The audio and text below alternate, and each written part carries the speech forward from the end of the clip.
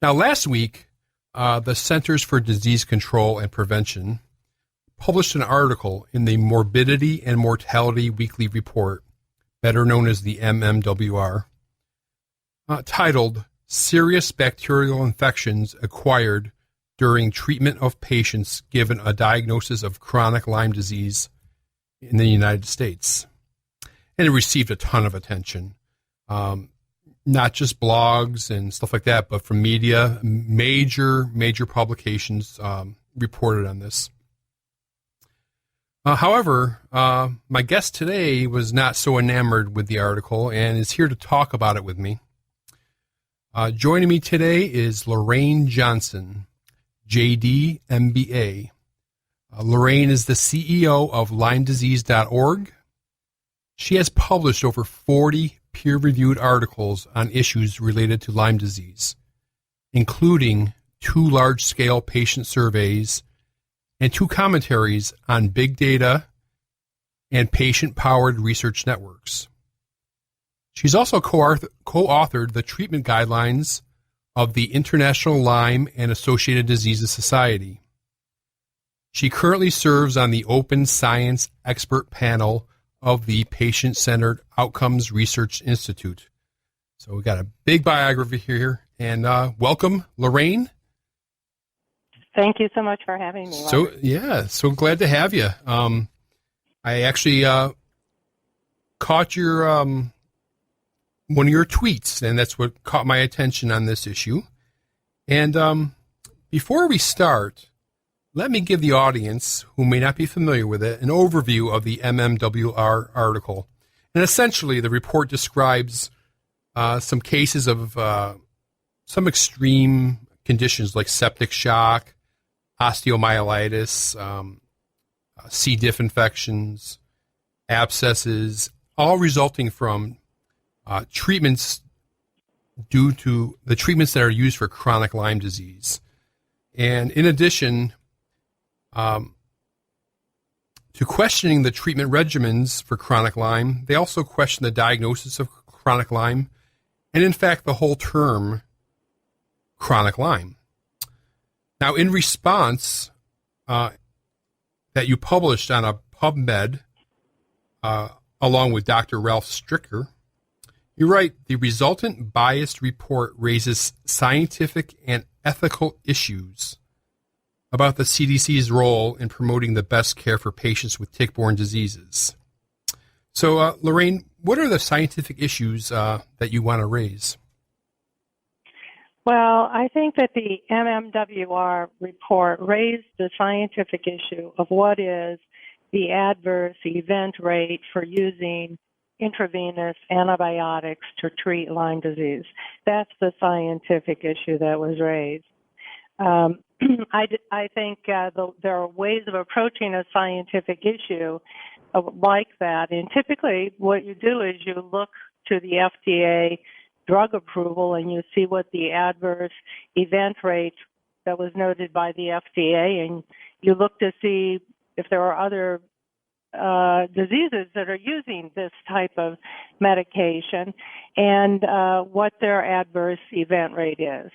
So the scientific issues really revolve around just matters of what is the adverse event rate and is it unusually high or low among Lyme patients. And the article doesn't really address that. Instead, the article talks about 5 anecdotes. It calls itself a study, but it's not really a study. They weren't studying anything. They simply solicited some viewpoints from colleagues in the Infectious Diseases Society of America and published those without really any rigorous analysis.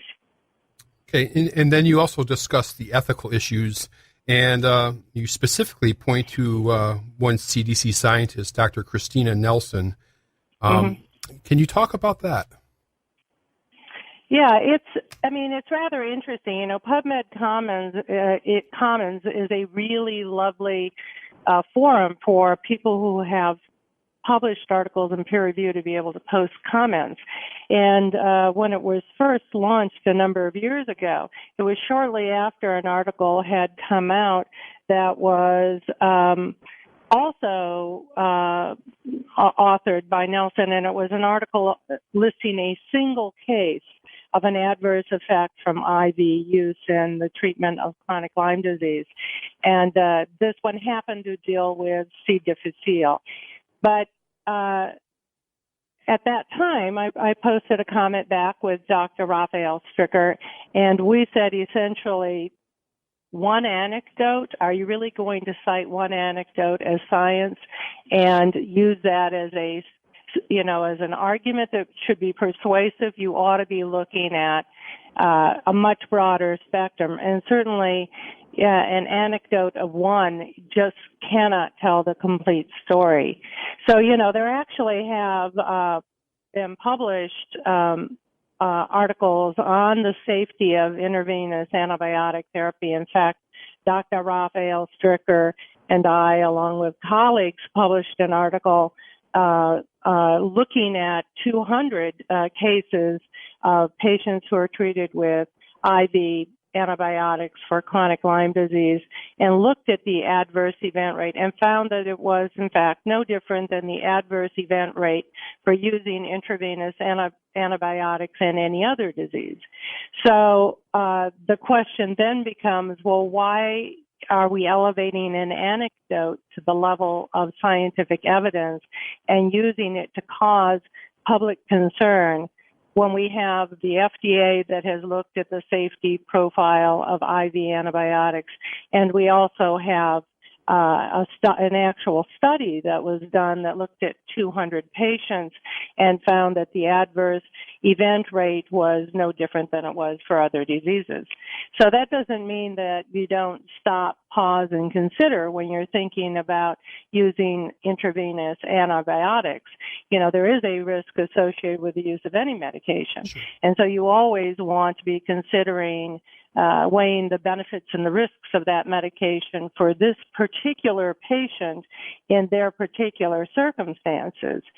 So, if you have a patient who is, playing basketball every day and doing just fine, you probably don't want to intervene by using an intravenous antibiotic.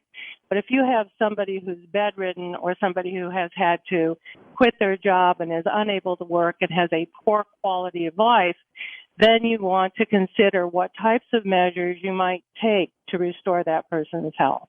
So you're not actually denying that these different conditions could occur from long-term antibiotic use. You're just saying this is a rare thing and it's something that needs to be monitored, more or less. Yeah, it's not a common occurrence. And, putting out an MMWR that highlights 5 cases makes the rare occurrence appear to be common and something people should be alarmed about. So it's not a common occurrence, it's a rare occurrence, but nevertheless, when you do a risk-benefit assessment with a patient for any medication that you're giving them, you should be weighing the consequences of the possibility of adverse events against where the patient is today and what types of interventions might be appropriate to restore their quality of life. Yeah, and I also like to ask you about Dr. Nelson. You say that she essentially reached out for these 5 cases. She went out of her way to find them. Yes. Based on some emails. You actually saw the emails? Yes, I did. Oh, okay. What she did was she went on it's interesting. She went on essentially a fishing expedition to ask people to send her in adverse events associated with the use of intravenous treatment in Lyme disease. That's an uncommon thing to do. That's not how you conduct a study. That's a biased way of looking for selective information that will support a particular point of view. So, science should be balanced, it should be unbiased, it should be indifferent to outcome. It shouldn't be looking for a specific outcome, and it certainly shouldn't be in an email going out to colleagues in the Infectious Diseases Society of America saying, please send us cases of adverse events. And, if you do, you may become a co-author on a publication with us. Well, that's a real career incentive. So it's not quite a bribe, but it's very close to a bribe. So you're incentivizing people to send in one side of the story.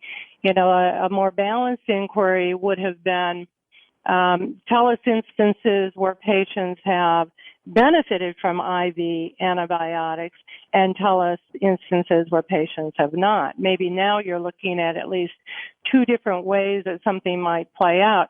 And the other thing is, to be soliciting viewpoints from only one group, the Infectious Diseases Society of America, rather than asking patients or the physicians who treat patients, who are predominantly members of the International Lyme and Associated Diseases Society, makes whatever information she attained biased.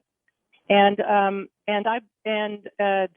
way that you went about obtaining the information could only result in biased information. So it's not a scientific method for gathering information for a study.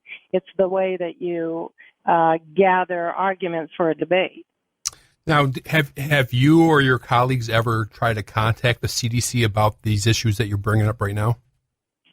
Yes, I actually filed an ethics complaint with the Department of Health and Human Resources. At the time, and indicated that I thought that this particular type of fishing expedition that she was conducting was unethical, that the CDC has an obligation to remain impartial in the way that it deals with scientific information. And beyond that, it has an obligation to the public and to the patients.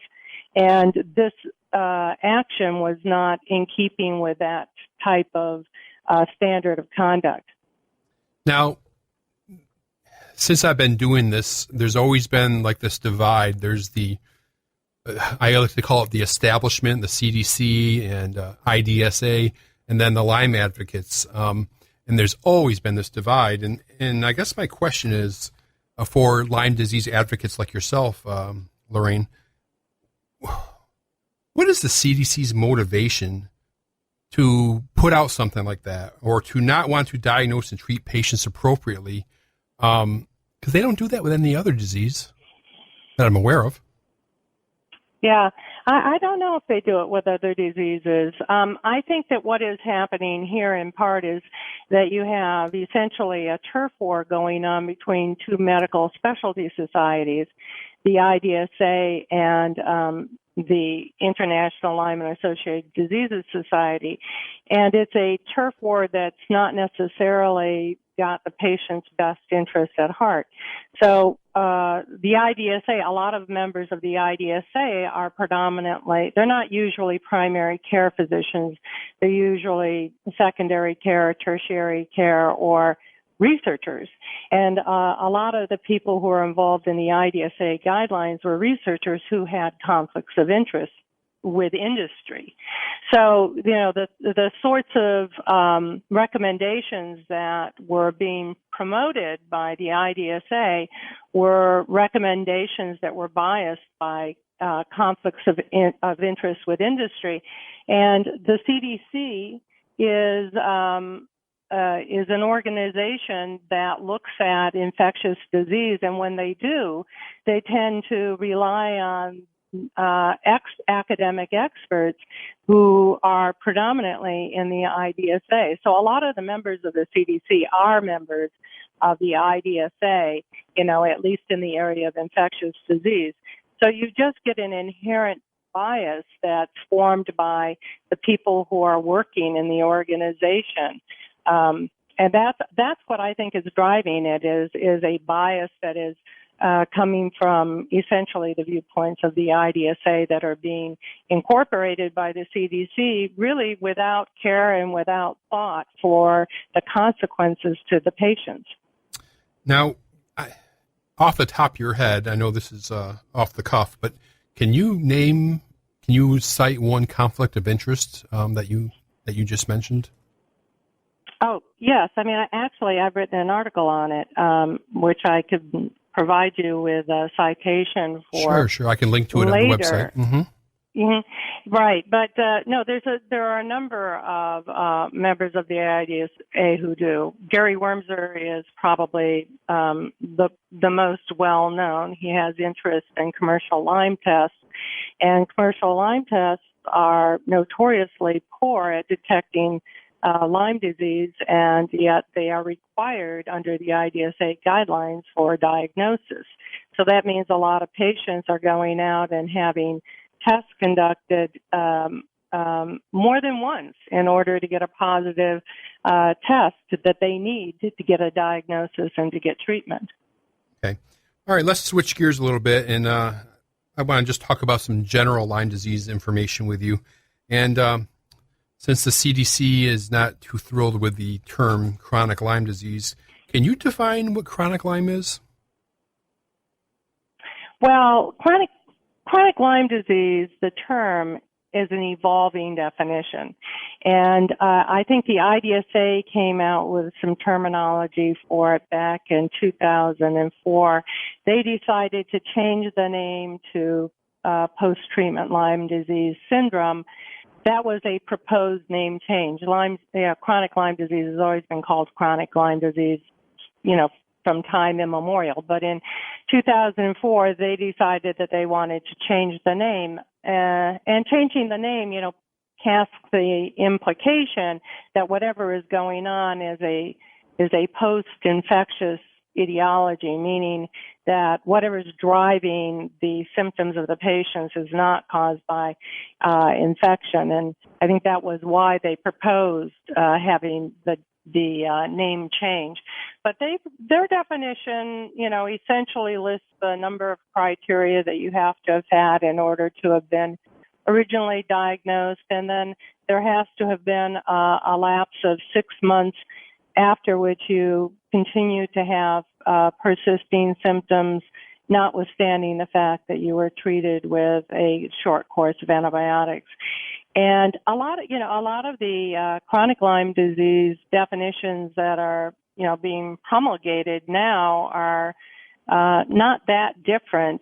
They may be different in the way that they're characterizing what the initial criteria for Lyme disease needs to be.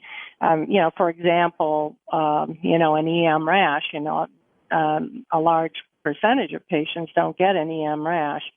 But aside from that, I think that there's actually sort of some movement towards people agreeing that chronic Lyme disease is something that occurs for a patient who has been treated at least with short-term antibiotics, who continues to have persisting symptoms after 6 months. And then there are variations within that, but that's basically the direction people are headed. John Alcott out of Johns Hopkins has used a definition that is similar to that. He did a large big data study using an insurance database. So, part of how you define a disease for a study depends on what resources you're using to conduct the study. Are you seeing the patients in person? Are you looking at a big insurance database? We do an awful lot of survey-based research as an organization, and so we're using definitions that are along the lines of: were you diagnosed by a healthcare provider?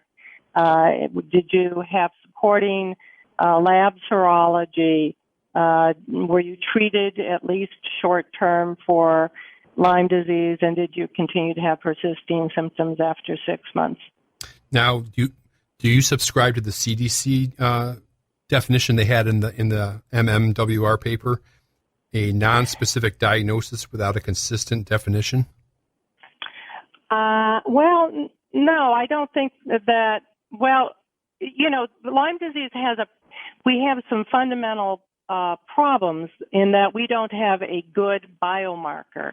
A good biomarker for the disease has not yet been determined.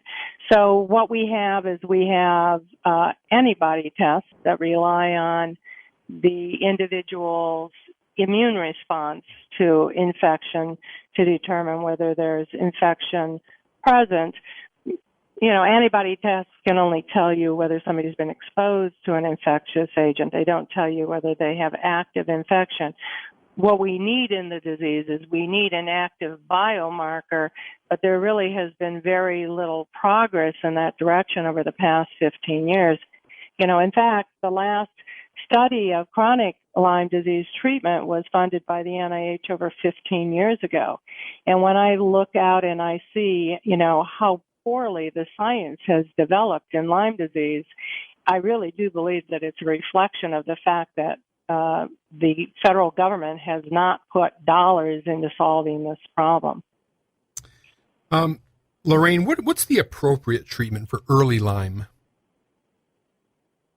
Well, the ILADS guidelines, which I was a co-author on, recommend between 4 and 6 weeks of antibiotic treatment. And that is because the traditional amount of treatment recommended by the IDSA, which can range from 10 days to 3 weeks, has too high a treatment failure rate.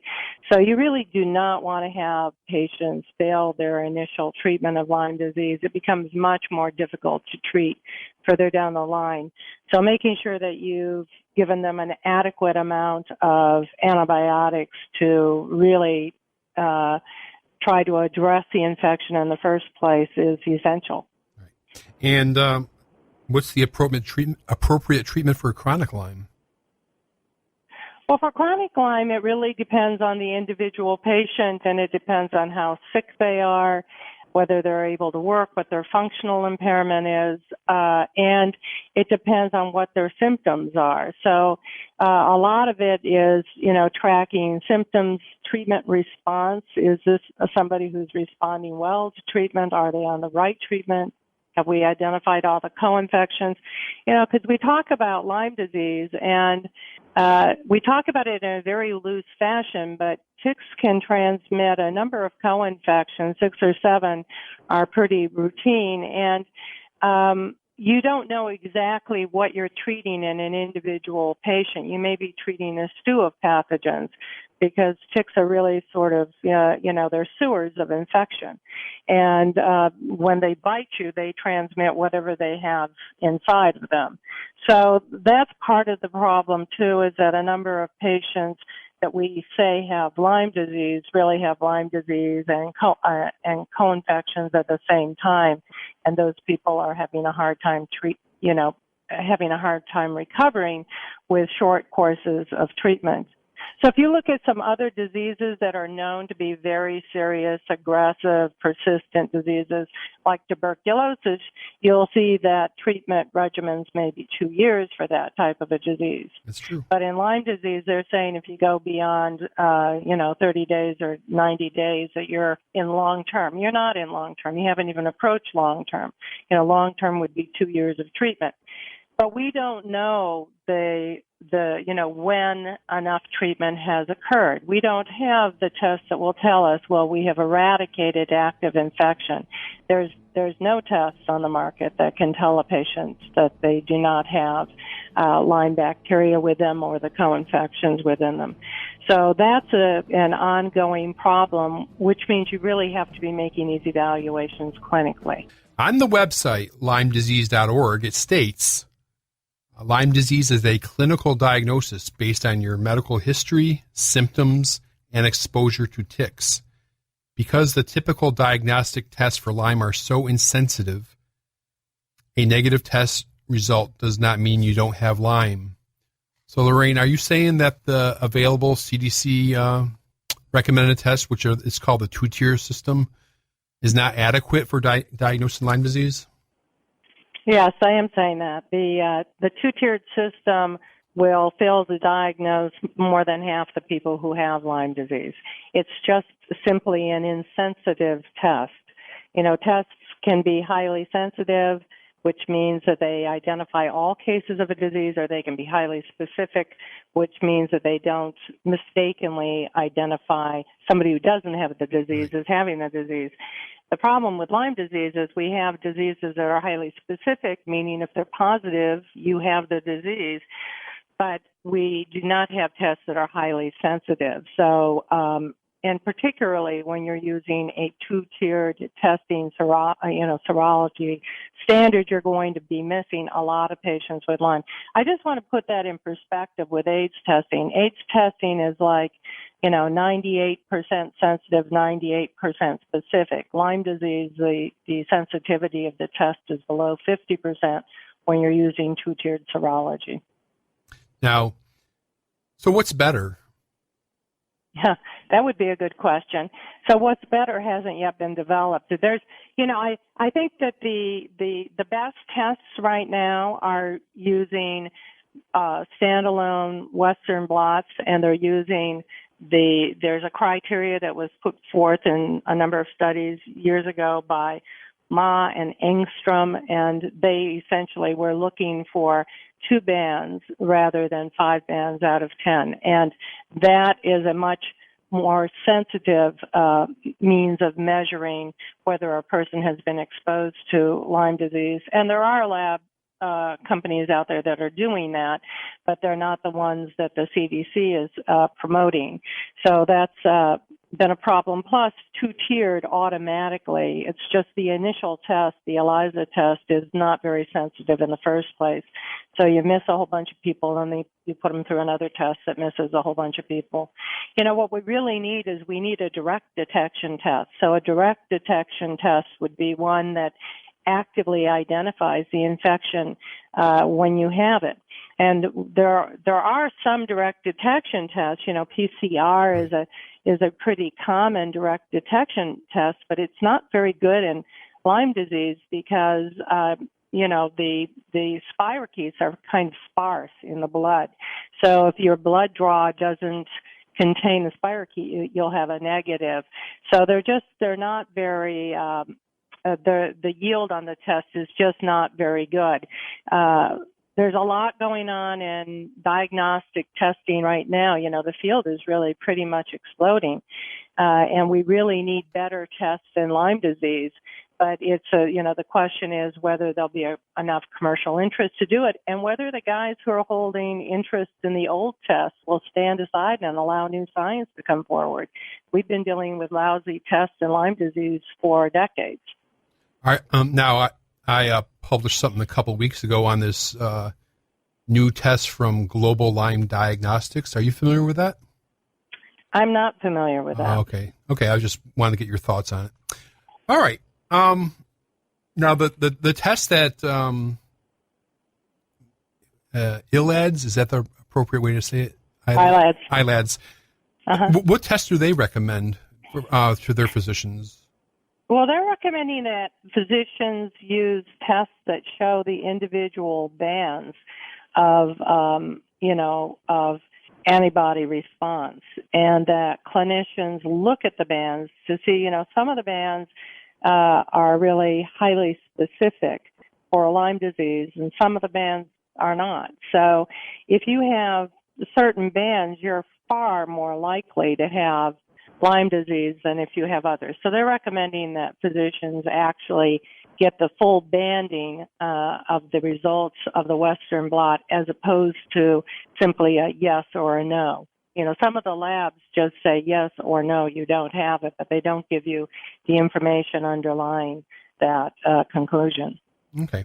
Now, the CDC estimates some 300,000 Lyme cases annually in the U.S. High, low, or is that about right in your opinion? I think it's low. It's low? I think it's low. I applaud the CDC for going out and doing studies that raise their estimate of Lyme disease. They still on their surveillance reports are about 30,000. Right. So what they pick up on surveillance is really not very much. But they went out and they did, 3 big data studies where they looked at insurance claims, they looked at laboratory tests, and they interviewed physicians. And they actually went out to the public on it also and asked about incidence of Lyme disease. And by the way, the CDC in that study used the word chronic Lyme disease because that's the terminology that the public uses. And And it was great because they came back and said, we've been underestimating the incidence of Lyme disease drastically. It's not 30,000, which, that's like a rare disease, 30,000. That's not going to generate much pharmaceutical interest, or it's not going to cause much of a public alarm. But when they came back and said there were 300,000 cases annually, that causes people's ears to perk up and to start to realize that we have a real problem on our hands. The sad fact is we have an epidemic that's basically raging out of control because for the past 15 years, the CDC has not stepped in and developed the right diagnostic tests and, led the charge in finding treatments that are effective so that patients can be restored to their life and, get on with their business of living, which is what they want. Yeah, and that kind of makes me go back to one of the earlier questions I asked you about is, what's the CDC's motivation for this? Because when Zika started, all kinds of money has gone into diagnostics and vaccines and treatments and all that. What I don't get why Lyme disease would be neglected. It doesn't click with me. So, Zika. The thing is, it's almost like you get these, disease du jour, right? If you look at the CDC and what they go chasing after, it's the brand new disease where somebody can be a hero, where lots of people are dying, where there's a ton of funding, there's a, state of emergency declared. So, I really think, they're like other agencies in the sense that dollars and incentives, grab attention. Lyme disease, they said it was 30,000 cases for years, sort of who cares? They didn't care. They didn't regard it as being a very serious problem. They, even though the death rate of patients with Lyme disease is not very high. There are deaths from Lyme disease, but it's not equivalent to Zika. So they didn't take it very seriously. And yet we know that the quality of life impact of Lyme disease is quite severe. Patients with Lyme disease, it's over 80% of patients with Lyme disease report that their health is fair or poor, the lowest standards of health that are, on the CDC's rating scale. And the general population, the percentage of people who report that their health is fair or poor is 6%. So, you think about that disparity and you see it's really a huge disparity. The number of people who aren't able to work is really very high. The number of people who've had to change their occupations to take a less strenuous type of workload or to go down to part-time is high. So this is a disease that has really high societal costs.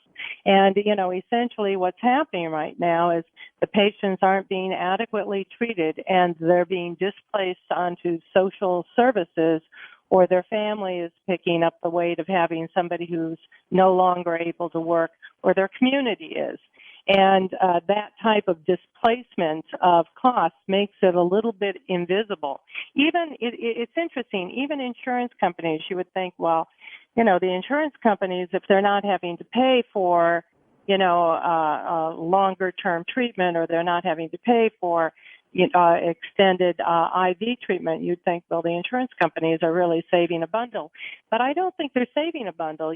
We find in our surveys that the use of healthcare services for any reason with patients with Lyme disease is far higher than it is in the normal population.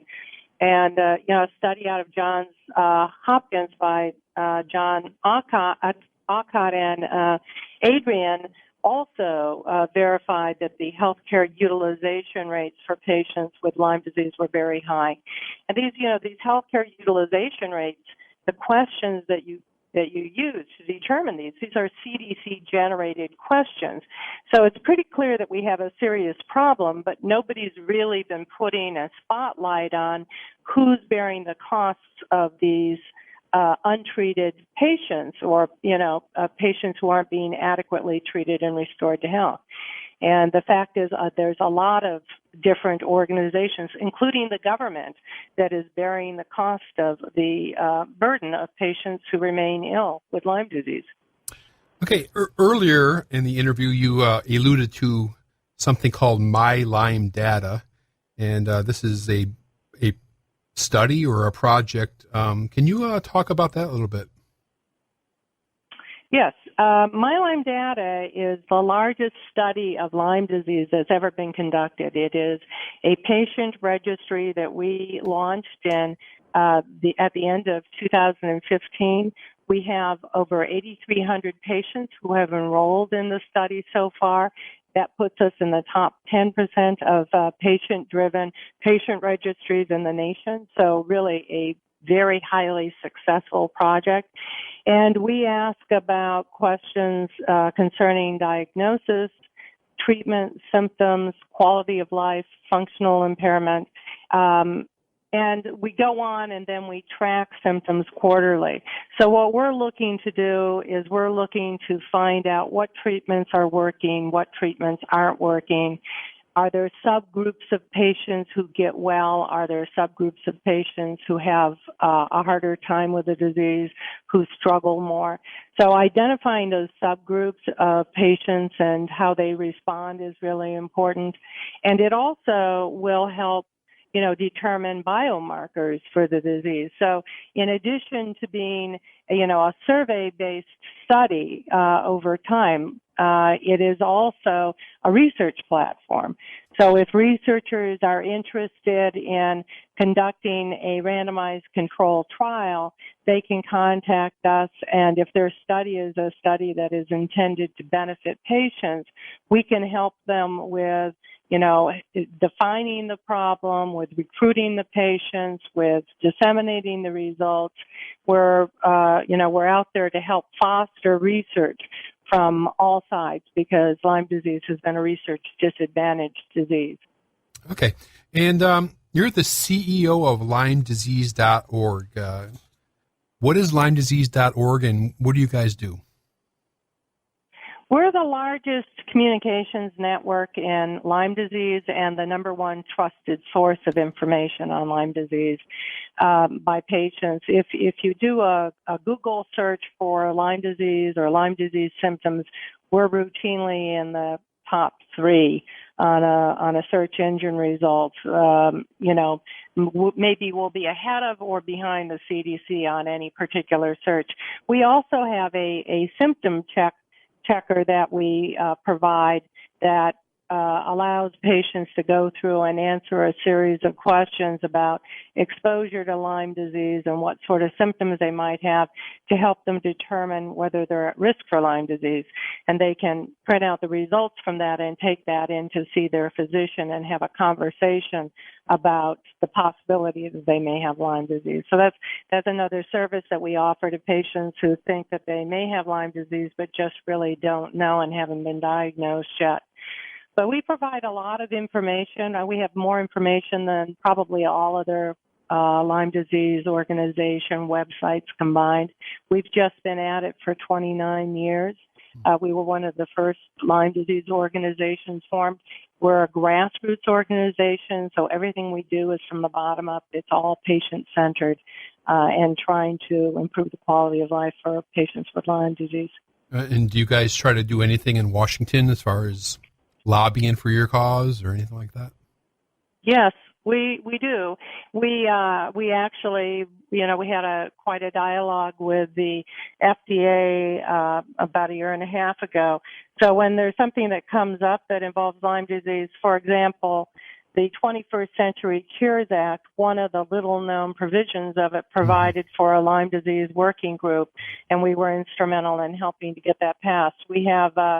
We provide patients with something called voter voice, which makes it really easy for somebody to weigh in on a public policy issue. So we were able to bring in, 16,000 people contacted their legislators and congressmen to ensure that the Lyme Work Task Force was passed. And we've worked with local patient groups in the same sort of fashion to help pass legislation that ensures that patients can be treated. So, it's this thing of being a grassroots organization and being able to reach out to many patients. We have over 4 million people who visit our website every year, and So we are really able to talk directly to patients, to find out what they're thinking through our surveys, and then to amplify those viewpoints to public policymakers. And now, of course, we're providing data for public policymakers who are thinking about whether they should be asking for insurers to support treatment for Lyme disease. Yeah, I was wondering about that because I noticed that some of the politicians from northeastern states are becoming more and more vocal about Lyme disease. Oh, yeah. I mean, it's interesting. You know, most of them now in Massachusetts, they passed some legislation, and one of the news articles asked one of the legislators, you know, why it passed, unanimously, and he said, everybody in this room knows somebody with Lyme disease. Mm-hmm. And, you know, that's what's happening is the disease has become so rampant that most people know somebody who has Lyme disease, and they've seen the terrible toll that this takes on humans and the amount of suffering that it causes. Sure. Well, this has been very, very interesting. I want to thank you, Lorraine Johnson, for talking to me today, and you're giving me your time and expertise. I really appreciate it. You are welcome, and I encourage your listeners to go to LymeDisease.org for more information. Yes, Thank ma'am. you. Thank you. And again, the website is LymeDisease.org, and I will link to it. Excuse me. I will link to it on the website. And just a couple of notes before I move on. I just want to note that I have no real skin in this game when it comes to Lyme controversies. I have my opinions. However, I want to give all sides the chance to make their case on this radio program and on the podcast. And secondly, I want to note that I did invite Dr. Natalie Marzek. She was the corresponding author of the MMWR article. However, I received no response from Dr. Marzek.